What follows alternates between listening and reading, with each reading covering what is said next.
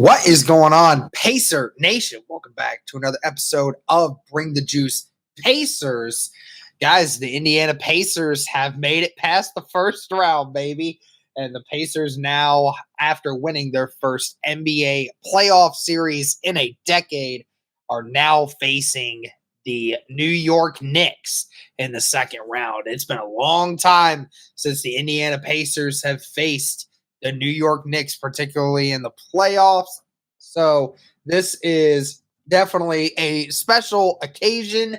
These teams definitely have some history, and it is going to be a fun series to watch.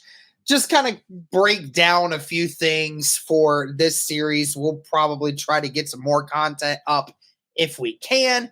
We're obviously going to continue to watch the coverage of this team throughout this playoff series. First things first, it's definitely great to see the Pacers in this particular situation. There was question marks on whether or not the Knicks were going to finish off the series against the 76ers, but obviously, as we saw, the New York Knicks in Game 6, same as the Indiana Pacers did to Milwaukee, the Knicks were able to take advantage of their large lead in the series. Actually, they did in 5 games, if I'm actually not mistaken. They did it in 5 games. They actually defeated the 76ers in Philadelphia in that final game. So in a game where the Knicks ended up, they were actually leading in that game by like 19 early. The 76ers came all the way back, and then the Knicks ended up winning. It is definitely going to be a tough matchup for the Pacers because the New York Knicks, they spread the ball out really well amongst their starters.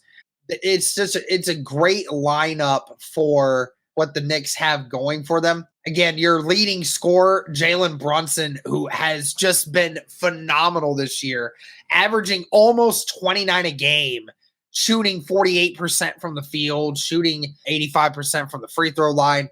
This guy has been, and he's also had to take advantage of the lack of scoring from the remainder of the team at times due to some of the injuries that they've had, which we will get into here shortly. Hartenstein, the leading rebounder for the Knicks at 8.3 rebounds per game, and Brunson, the leading assist guy with 6.7.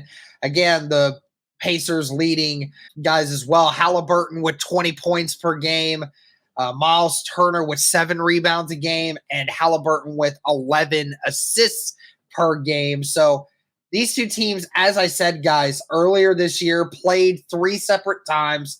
The Pacers did come out victorious twice in those 3 matchups. In the first game, Pacers won 140 to 126 against the Knicks. Knicks won in the second matchup, which was in February, 109 to 105. And then also in mid-February, they played again, and the Pacers beat the Knicks 125 to 111.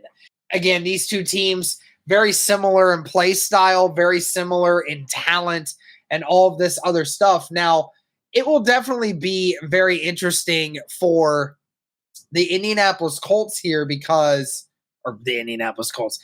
Of course, you see, the Colts side of me always comes out. The Indiana Pacers, I should say, are in a little bit better shape right now for this upcoming playoff series than the Knicks would be. Just looking at the full injury reports, of course, as we saw in the last series, Halliburton started experiencing back spasms, but it was actually able to be kept under control. He did end up, playing every game throughout the series, despite maybe having a few minutes restrictions in some of those games. Of course, that time where, in between this series and now, you get those two extra days to be able to rest. Huge momentum for Tyrese Halliburton. He is still labeled as day-to-day, but like I said, he played throughout the entirety of the series with those back spasms. They did a lot of work on him. I don't expect him to not play in game 1, barring anything serious happening. Now, the Knicks find themselves in an interesting situation because they have a couple guys that have been out. They've had a bunch of guys that have gone out since they last played the Pacers. One of their bench guys, Charlie Brown, has been dealing with some other stuff.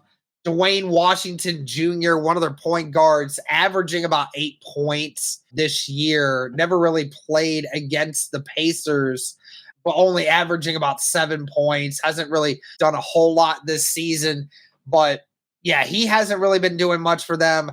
The two big ones that are going to play a huge factor in this was Julius Randle, their power forward. Back on April 10th, he underwent successful surgery on his right shoulder, and the Knicks said they'd reevaluate in 5 months. So that obviously puts him out for this postseason.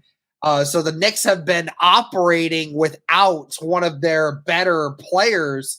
In the 46 games he played for the Knicks this year, averaging 35 minutes a game, shooting 47% from the field, was averaging 24, 9, and 5. So this is a guy that was playing some really good minutes and doing some really great things for the Knicks when he was playing.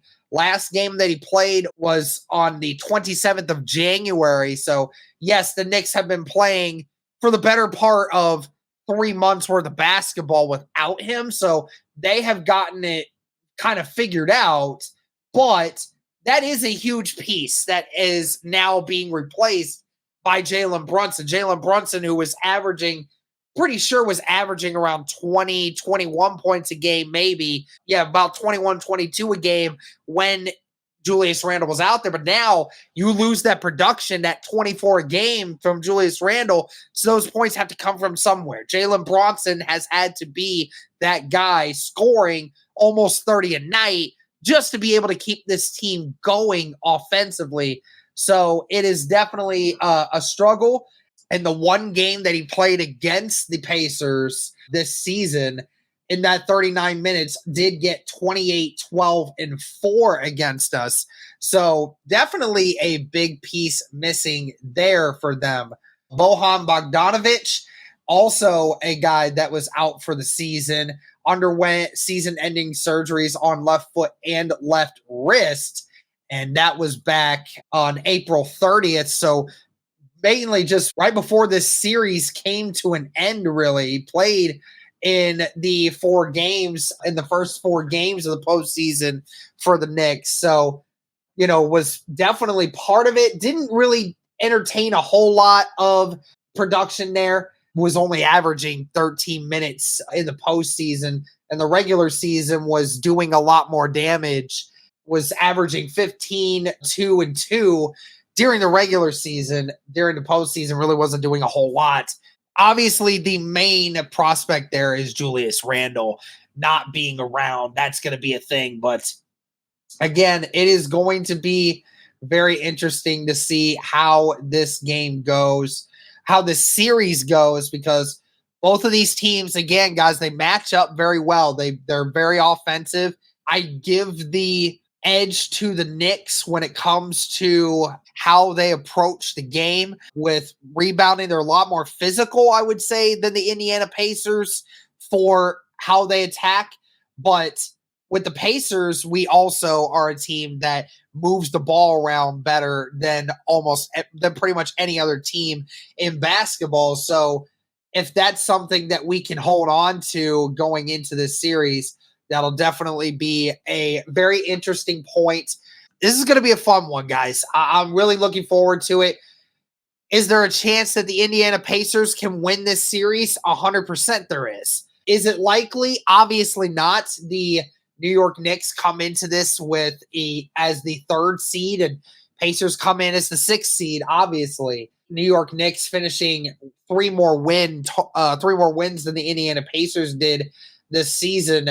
27-14 record at home. This is a team that by far and away they're a team that does well both at home and on the road. So it's going to be very interesting to see how they do. And we're going to see what the Pacers are made of, man. This is going to be a fun series. I'm looking forward to it. Let me know your guys' thoughts on on this series between the Pacers and the Knicks. First game is Monday at 7:30 p.m. It'll be fun for sure, guys, but let us know your thoughts on this. Thank you guys so much for tuning in. And as always, guys, go Pacers.